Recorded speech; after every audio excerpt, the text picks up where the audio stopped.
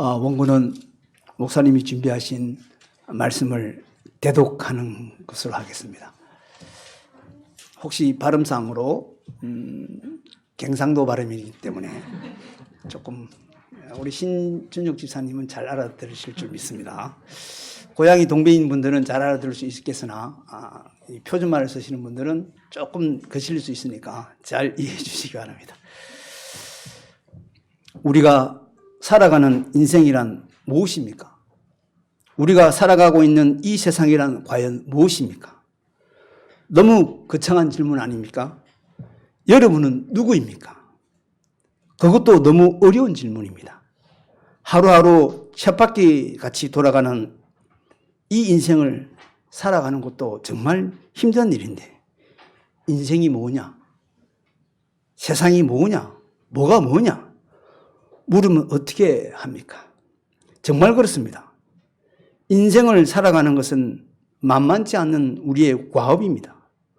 우리가 이 인생의 길에서 잠시 휴식을 얻어 아무것도 하지 아니하고 휴식은 취할 수 있지만 계속 쉴 수는 없지 않습니까? 이내 가정으로 또 일터로 사업장으로 사회로 다양한 삶의 환경 속으로 들어가서 우리에게 주어진 삶을 반드시 살아내어야 한다는 것입니다. 그러다가 오늘 아침에 목사님 같이 갑자기 쓰러지시면 정말 대책도 없이 여러 사람 고생시키지 않습니까?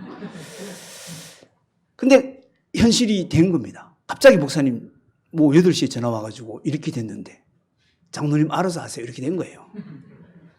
참 힘듭니다. 그래서 저는 이 원고를 아침에 한 분 읽고 올라왔을 때 이 대목이 너무너무 뼈저리게 느꼈던 내용입니다. 갑자기 무슨 일이 생기면 어떡하냐. 우리가 인간적으로 생각하면 너무 복잡한 인생이지 않습니까? 특히 부모 가진 자녀들 어떡합니까? 내가 어떻게 되면 우리 애들을 어떻게 할까? 그냥 눈시울이 그냥 나올 수밖에 없는 거예요. 그래서 이거를 원고를 읽다가 제가 눈물이 울컥해가지고 주여, 그래서 내 인생은 아무것도 아닌 인생임을 고백할 수밖에 없고 더군다나 성령 하나님의 조명이 없으면 아무것도 할 수 없다는 것을 다시 한번 깨닫는 정말 귀한 시간이었습니다. 저 자신도 이 시간에 여기 올라와서 감히 어떻게 장로가 하나님 말씀을 대언하고 말씀을 전할 수가 있겠습니까? 아무 준비도 안 돼요. 제가 지난날 목사님 안 계실 때 최소 저한테 강단을 맡겼을 때는 2주 전에 말씀을 해 주십니다. 2주 전에 말씀을 해 주실 때도 2주 동안 제가 원고를 쓰면서 다시는 내가 안 해야지. 빨리 강도사님 오셔서 전도사님한테 맡겨야 되지. 이건 장로가 하는 일이 아니야. 항상 그렇게 위안이 되었거든요. 그래서 사실 한 2, 3년 동안 정말 이런 부분에 대해서는 전혀 생각도 안 하고 그냥 편하게 예배를 잘 드려왔습니다. 그랬더니 사실은 엄청나게 저에게 예배에 대한 소중함, 긴장감들이 떨어져 있었던 게 사실입니다. 그런데 드디어 오늘 아침에 목사님이 이런 일로 말미암아 정신이 버뜩 들며 예배 정말 나에게 생명 같은 이 예배를 다시 한번 소중히 생각하며 정말 자나깨나 우리 성령님 앞에 기도하지 않으면 한시도 살아갈 수 없다는 것을 뼈저리게 느끼는 그런 귀한 시간이었으니까 여러분들도 반드시 이거를 꼭 제 뜻대로 하지는 않겠지만 알아서 잘 챙기시기 바랍니다. 우리가 아침에 눈을 뜨고 일어나자마자 해결해야 할 수많은 문제들을 극복해야 할 많은 장애물들이 만나게 됩니다. 사실 이런 복잡하고 성가신 일들이 없기를 바라지만 사실 예수님 오실 때까지 이러한 삶이 존재하겠습니까? 제 생각에는 너무 평범하고 기복이 없는 인생 자체가 제가 볼 때는 무미건조한 인생이지 않을까 이런 생각이 얼뜻 듭니다. 이거는 원고에 없는 내용입니다.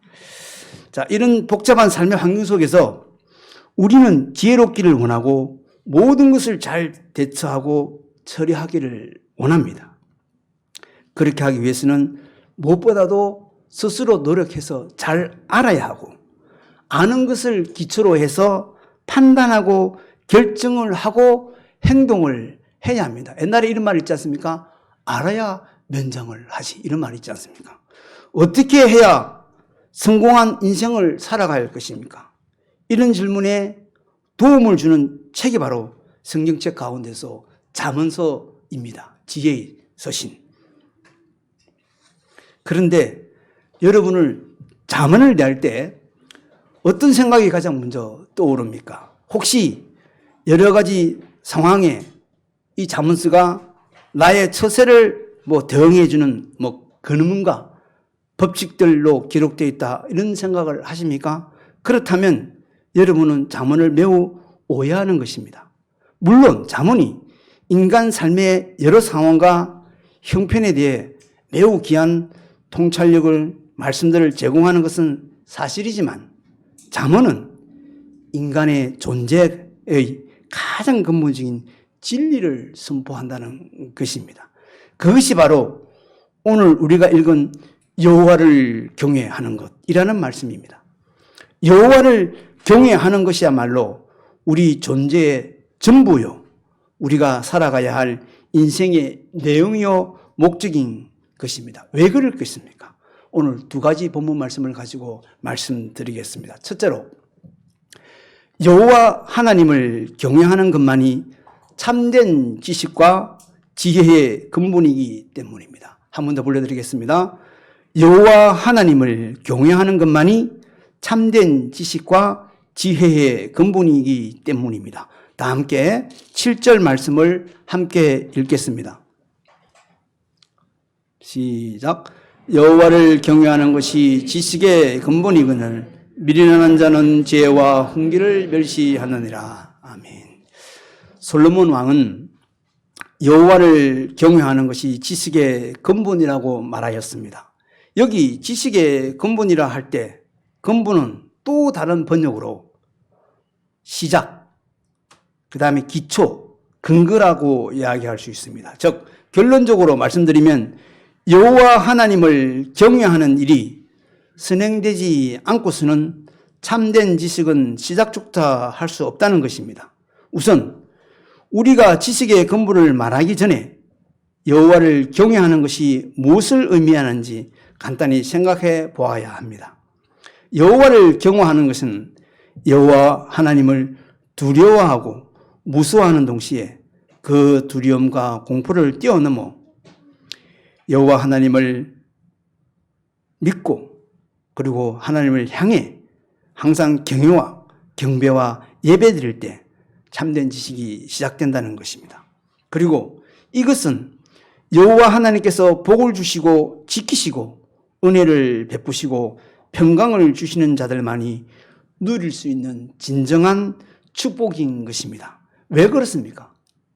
두 가지 이유 때문입니다.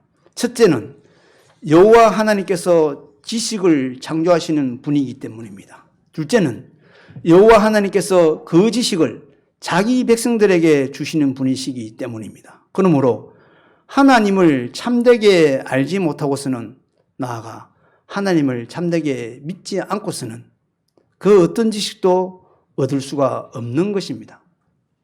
하나님을 떠난 지식은 모두 미련한 것입니다.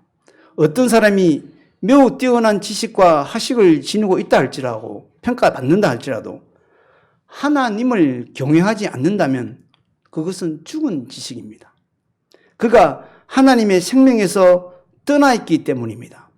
호세아 4장 6절에 보면 내 백성이 지식이 없으므로 망하는도다라고 탄식을 하였습니다. 이사야 선지자 역시 1장 3절에 소는 그 임자를 알고 나귀는 그 주인의 구유를 알지만은 이스라엘은 알지 못하고 나의 백성은 깨닫지도 못하는도다 라고 말씀하셨습니다. 예레미야 선지자도 4장 22절에 내 백성은 나를 알지 못하는 어리석은 자요 지각이 없는 미련한 자식이라. 악을 행하기에는 지각이 있으나 선을 행하기에는 무지하도다. 하나님을 믿지 않고 의지하지 않는 자, 성숙하지 못하고 악을 행하는 자를 가리켜 어리석은 자, 지각이 없는 자, 무지한 자라고 묘사하고 있습니다. 이 가운데 가장 무지한 자는 누구입니까? 바로 시편 기자는 이렇게 말씀합니다. 14편 1절에 어리석은 자는 그 마음에 이르기를 하나님이 없다 하는도다. 즉 하나님이 없다 하는 자가 바로 가장 무지하고 가장 어리석은 자입니다. 이 시간에도 예배를 보고 있으면서도 하나님 살아계심을 증거하지 못하고 하나님이 없다 하는 자는 정말 무식하고 무지한 자로 여겨집니다. 역사 이래로 많은 철학자들이 시작해서 지금까지 많은 학문을 표출하고 있지만 만물은 물이다, 또 만물은 공기다 라고 주장한 탈레스나 아낙시메네스와 같은 철학자들도 만물은 더 이상 쪼갤 수 없는 원자로 구성된 존재라고 주장한 데모크리토스나 이르기까지 그들은 많은 지식을 추구했지만 지금까지 정작 물의 근원과 원자의 근원은 지금까지도 그 누구도 밝혀낼 수 없는 것입니다.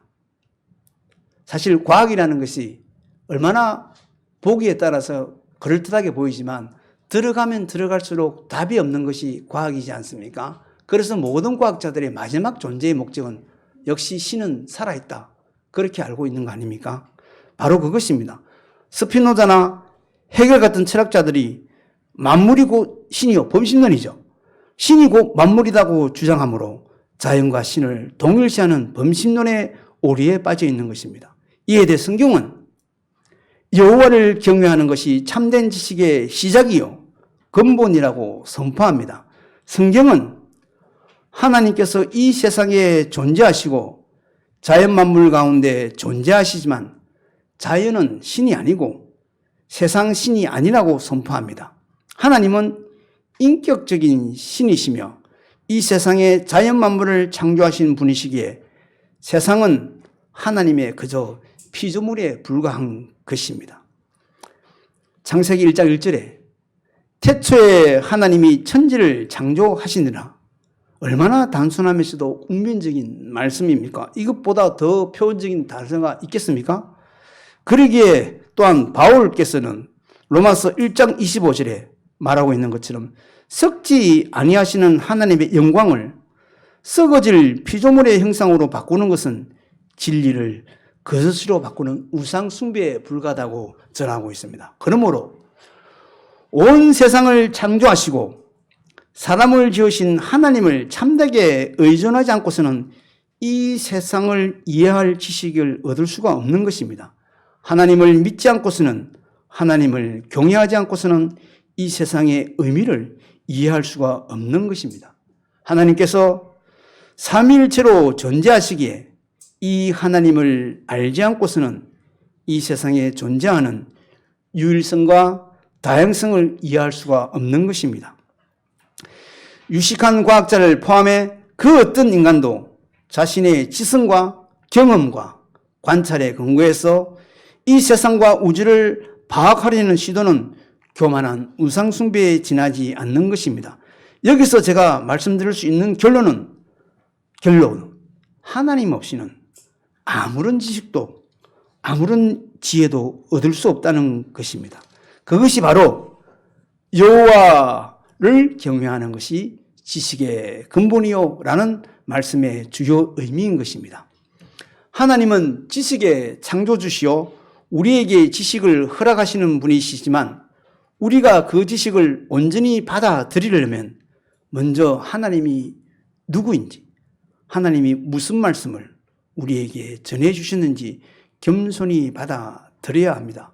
그래서 우리는 매일 성경을 또 읽고 교리 공부를 또 하고 해야만 하나님을 알 수 있는 것인데 그저 앉아서 예배 시간에 말씀만 듣는다고 하여서 결코 하나님의 지식이 내 머릿속에 들어오지 않는다는 것은 정말 사실입니다.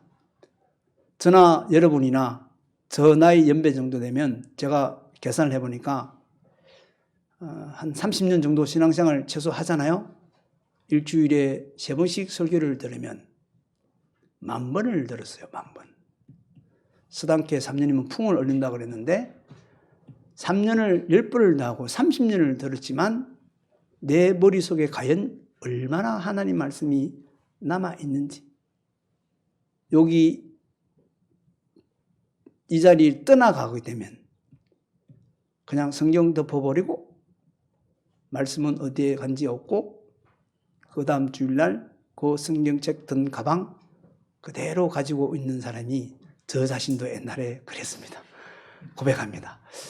그래서 우리가 개혁주의를 하고 바른 말씀을 듣는다 할 때는 정말 자신을 쳐서 복종을 해야만 하나님과의 관계를 잘 설정할 수 있지, 그저 주는 것은 이 세상에 아무것도 없습니다. 사랑하는 하유라, 세이마, 또 고개를 누가 숙였지? 정말 어릴 때부터 부모님들께서는 애들 교육하는데 하나님 말씀 없이는 아무것도 아닌 인생을 어릴 때부터 가르쳐 주시기를 소원합니다. 이게 이제 문제가 되는군요. 혼자서 이렇게 이야기하다 보니까 본문 말씀이 어디인지를 제가 중간적으로 놓쳤어요. 이게 힘들군요. 자, 어쨌든 간에 자연 계시는 하나님께서 창조 계시고 우리가 특별 계시를 통하여 하나님께서 성경을 주셨다, 이런 말씀입니다. 그래서 디모데후서 3장 15절에 말하는 것처럼 성경이 너희 너로 하여금 그리스도 예수 안에 있는 믿음으로 말미암아 구원에 이르는 지혜가 있다 합니다.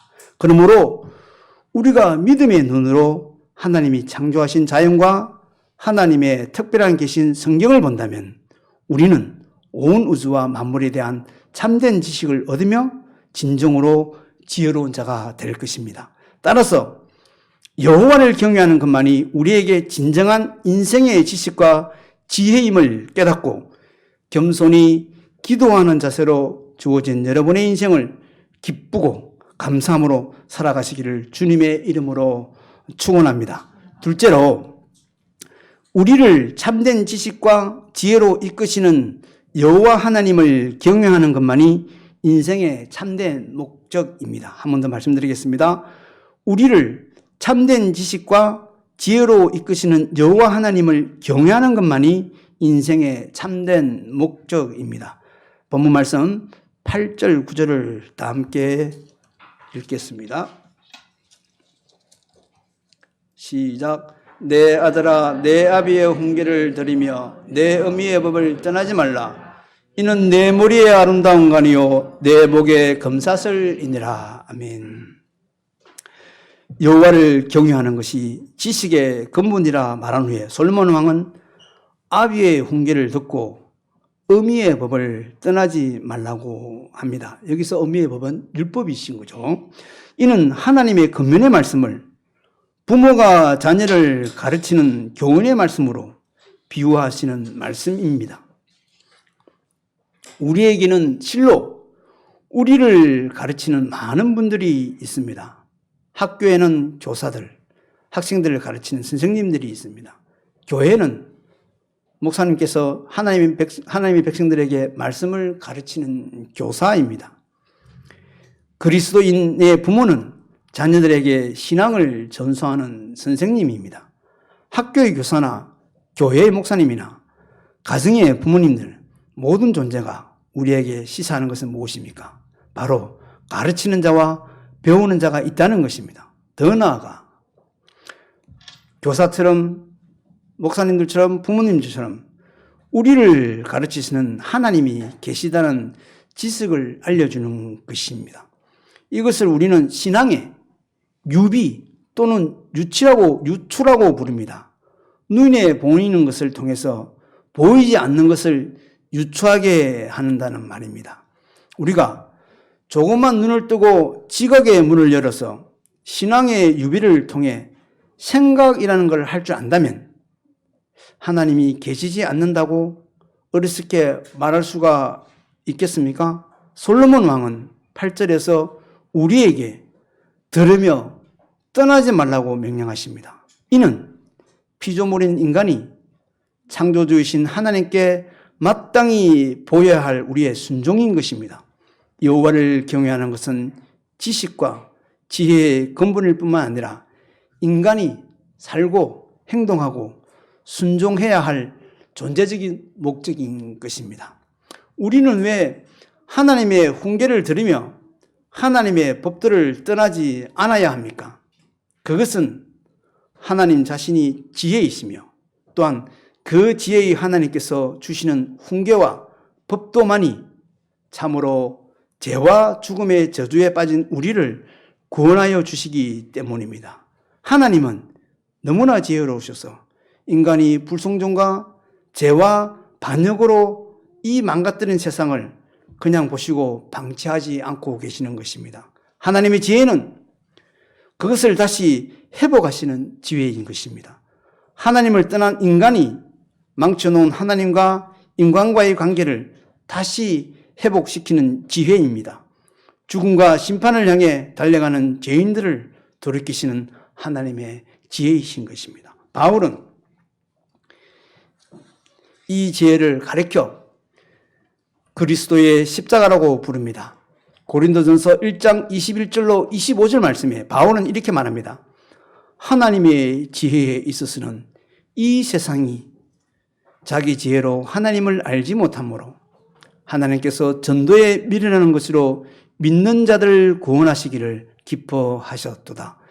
유대인은 표적을 구하고 헬라인은 지혜를 찾으나 우리는 십자가에 못 박힌 그리스도를 전하니 유대인에게는 끄리끼는 것이요 이방인에게는 미련한 것이로되 오직 부르심을 받은 자들에게는 유대인이나 헬라인이나 그리스도는 하나님의 능력이요 하나님의 지혜니라. 하나님의 어리석음이 사람보다 지혜롭고 하나님의 약하심이 사람보다 강하니라. 이 십자가는 그저 범죄자의 행틀로 여기는 유대인들이 끄리끼는 것이요 그리스 로마 철학을 자랑한 이방인들이 어리석다 여기는 것이지만 구원을 받을 자들에게는 하나님의 지혜, 하나님의 능력인 것입니다. 그래서 이 세상 지혜로 결코 하나님을 알 수 없는 것입니다. 하나님이 준비하신 지혜의 총체는 바로 사람의 몸으로 입고 오신 예수 그리스도요 우리를 위한 그분의 십자가의 못 박히심입니다. 그러기에 바울은 골로새의 교인들에게 편지하면서 골로새서 2장 3절에 예수 그리스도를 가리켜 이렇게 말씀하십니다. 그 안에는 모든 지혜와 지식의 모든 보화가 감춰져 있느니라고 말하는 것입니다. 우리 현대인의 가장 큰 문제가 무엇일까요? 그것은 하나님의 아들 예수 그리스도를 믿지 않으면서 자신을 지혜롭다 여기는 것입니다. 스스로 옳다고 여기는 것입니다. 참으로 오늘날 겸손한 사람을 찾아볼 수가 힘듭니다. 저마다 이것이 하나님의 뜻이라고 말합니다. 하지만 실상 자기 자신의 욕망을 투영하는 것일 뿐입니다. 현대 그리스도인들이 가장 큰 문제가 무엇입니까?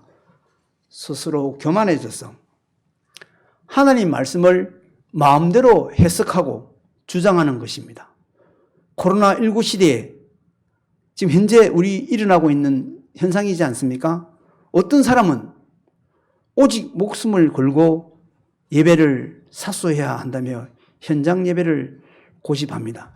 여기서 지금 부산에 우리 모 교단의 목사님께서 요즘 TV에 아주 자주 나오십니다. 이분은 생명 걸고 예배, 무려 국가가 강서구 서군과 거기서 6번이나 행정 제재를 했는데도 불구하고 아직도 예배를 드리고 있는 교회가 있습니다. 예배의 자유함. 그들에게는 1계명에서 4계명은 있지만 5에서 10계명 이웃사랑 계명이 없는 것입니다. 또 어떤 사람은 코로나19 시대에 교회가 이웃을 실천해야지 어떻게 대면 예배를 강행할 수 있냐고 하나님 사랑보다는 이웃 사랑을 거의 동일시하며 핏대를 높입니다. 하지만 그들에게는 5계명, 10계명은 있지만 1계명, 4계명은 보이지 않는 것입니다. 뿐만 아니라 세속 언론이 교회를 비판할 때 사용하는 대면 예배 강행, 대면 예배 강행이라는 용어들을 아무 거리낌 없이 사용합니다.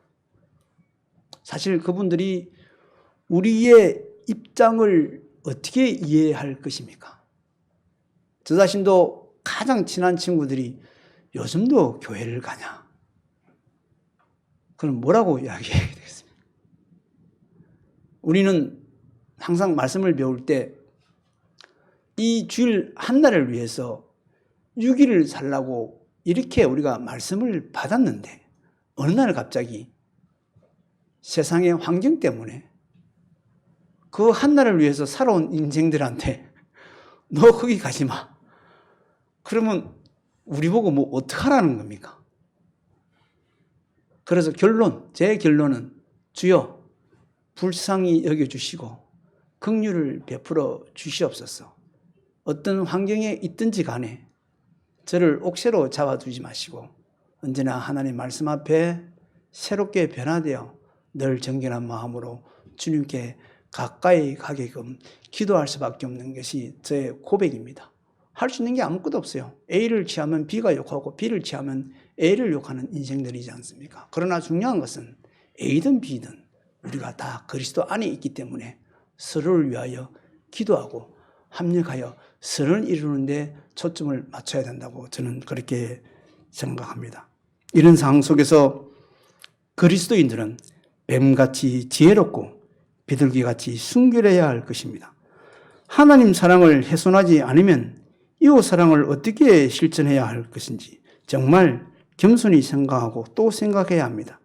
무엇이 하나님의 교회와 백성들의 영적 복지를 보호하면서 동시에 이웃의 생명을 보호하는 일인지 심사숙고해야 하는 것입니다. 그렇게 하기 위해서는 자기 욕망을 성경 말씀에 투여할 것이 아니라 겸손히 성경 말씀으로 자기 욕망을 제어해야 한다는 것입니다. 그렇게 하기 위해서는 자기 지식과 세상의 여론과 가치관으로 행동할 것이 아니라 여호와를 경외하는 참된 지식으로 행동을 해야 하는 것입니다. 우리 옛말에 부모님을 포함하여 어른들 말을 잘 들으면 자다가도 떡이 생긴다고 했습니다. 그만큼 어른이란 인생의 연륜과 각종 성공과 실패의 경험을 통해 인생이 무엇인지 어떻게 살아가야 하는지를 미리 경험했기 때문에 그들의 말은 대부분 옳습니다. 자녀들이요. 부모님 말씀을 잘 들으세요. 그냥 하는 소리가 아닙니다. 인생의 경륜에서 나오는 이야기입니다. 그런데 부모라고 해서 어른이라고 해서 다 항상 옳은 말은 하는 것은 아닌 것을 제가 인정합니다. 어른도 실패하고 실수하는 왜? 우리는 죄인이기 때문입니다. 우리가 죄인이기 때문에 완벽해질 수가 없는 거예요. 여러분들도 크면 어른이 됩니다. 그러나 하나님은 언제나 옳습니다. 한 번도 틀린 적이 없습니다. 틀렸다고 생각하는 그 순간 바로 자기가 틀린 겁니다. 거꾸로 이해하시면 절대로 안 되는 겁니다. 하나님께서는 실수나 실패가 없으십니다. 하나님은 정말로 지혜로우신 분입니다. 하나님의 지혜는 가히 판단 불가입니다. 바울은 로마서 11장 33절에 깊도다 하나님의 지혜와 지식에 부요하며 그의 판단은 청량치 못할 것이요 그의 길은 찾지 못할 것이라고 노래했습니다. 이사야 선지자는 이사야 59장에서 내 생각이 너희의 생각과 다르며 내 길은 너희의 길과 다름이라 여호와의 말씀이니라. 이는 하늘이 땅보다 높음 같이 내 길은 너희의 길보다 높으며 내 생각은 너희의 생각보다 높음이라고 하나님의 지혜를 묘사했던 것입니다. 우리가 이런 하나님의 지혜, 십자가의 지혜, 구원의 지혜에 눈뜨지 못한다면 우리가 살아가고 있는 이 세상의 지혜에도 눈뜨지 못할 것입니다. 하나님의 세계관이 눈이 뜨이지 않는 사람이 이 세상의 세계관을 어떻게 독파할 수 있다는 것입니까? 그렇다면 우리는 여전히 썩을 양식을 위해 살아가는 어리석은 존재가 될 것입니다. 우리는 여전히 눈에 보이는 세상만 바라보고 기껏해야 7, 80년, 많아야 100년이라는 유한한 인생만을 바라보고 살아가는 어리석은 존재가 되고 마는 것입니다. 그러나 우리에게는 영원한 생명이 있는 것입니다. 하나님의 나라가 있는 것입니다. 그 하나님의 나라를 준비할 이 교회가 있는 것입니다. 제가 볼 때는 교회가 없으면 아무것도 없어요. 교회가 없는데 뭐 어떻게 하자는 겁니까? 내가 교회가 없이 교회에 갈 데가 없다. 혼자서 물론 독학으로 하나님 말씀을 어느 정도 배울 수 있지만 생활이 안 됩니다. 아무리 자신이 열심히 쳐서 복종한다 그래도 교회라는 이런 사랑의 끈이 없다 그러면 자기 혼자서 제가 볼 때는 많아봐야 6개월, 의지가 아주 강한 사람이라면 1년 정도 못 버팁니다. 지나고 나면 내가 이렇게밖에 안 됐네. 분명히 그런 말을 합니다. 그래서 반드시 우리는 신자라면 교회를 통하여 하나님이 역사하시는 뿌리대로 살아가야 되는 것입니다. 전도서 12장 13절의 말씀에 일의 결국을 다 들었으니 하나님을 경외하고 그 명령을 지킬지어다. 이것이 인생의 본분입니다. 사도 바울의 결론의 말씀도 들으십시오. 로마서 11장 36절, 이는 제가 개인적으로 가장 좋아하는 말씀입니다. 이는 만물이 주에게서 나오고 주로 말미암고 주에게로 돌아가매라. 영광이 그에게 세세에 있으리로다. 아멘. 사랑하는 성도 여러분, 말씀을 이제 맺습니다. 이제 처음 설교의 서론으로 돌아가서 인생이란 무엇인가? 세상이란 무엇인가? 인생이란 나를 지으신 여호와 하나님을 경외하고 그분께 영광을 돌리며 그분을 즐거워하는 것입니다. 이 세상이란 하나님이 창조하신 피조물로서 우리로 하여금 그분을 영화롭게 하라고 주신 인생의 목적을 수행하는 것이 극장과 같은 곳입니다. 그러므로 우리가 하나님을 알지 못하고서는, 나아가 하나님을 경외하지 않고서는 인생도 세상도 어떠해야 하는지 알 수가 없는 것입니다. 거기서 어떻게 살아야 하는지도 모른다는 것입니다. 그러나 그리스도인들은 무지하지 않는 것입니다. 그리스도인들은 어리석지가 않는 것입니다. 참된 그리스도인들은 지식이 충만하며 지혜롭습니다. 그들이 지혜의 근본이신 하나님을 경외하기 때문입니다. 잠언 20장 7절 말씀에 솔몬 왕은 이렇게 노래합니다. 어떤 사람은 병거, 어떤 사람은 말을 의지하나 우리는 여호와 우리 하나님의 이름을 자랑하리로다. 오늘 예배에 나오신 성도 여러분, 여러분이 정말 의지하는 것은 무엇입니까? 화려하고 강력해 보이는 병거입니까? 줌숨하고 늠름한 말입니까? 그것은 사람들이나 의지하는 것입니다. 우리는 여호와 우리 하나님의 이름을 의지하는 사람들인 것입니다. 그러므로 생각해 보십시오. 지각을 가지십시오. 지혜를 구하여 주십시오. 그러면 절대 여러분은 실패하지 않는 인생을 살아갈 것입니다. 프랑스 작가 폴 브루제는 이런 유명한 말을 남겼다고 합니다. 생각하는 대로 살지 않으면 사는 대로 생각한다. 명언입니다. 진짜. 다시 한번 읽겠습니다. 생각하는 대로 살지 않으면 사는 대로 생각한다. 하나님을 경외하는 믿음의 법도대로 살지 않으면 그저 사는 대로 생각하게 되는 것입니다. 그런 삶은 이 세상 지혜가 추구하는 삶의 방식이며 어리석고 결국 멸망에 빠지는 삶이 될 것입니다. 그러나 여호와를 경외하는 삶을 산다면 진정 참된 구원의 지식과 지혜를 얻는 인생이 될 것입니다. 그저 되는 대로 살아가지 마시고, 그저 자기 생각대로 살지 마시고 오직 여호와를 경외하며 살아가시는 성도들이 되어 주시기를 주님의 이름으로 축원합니다. 아멘.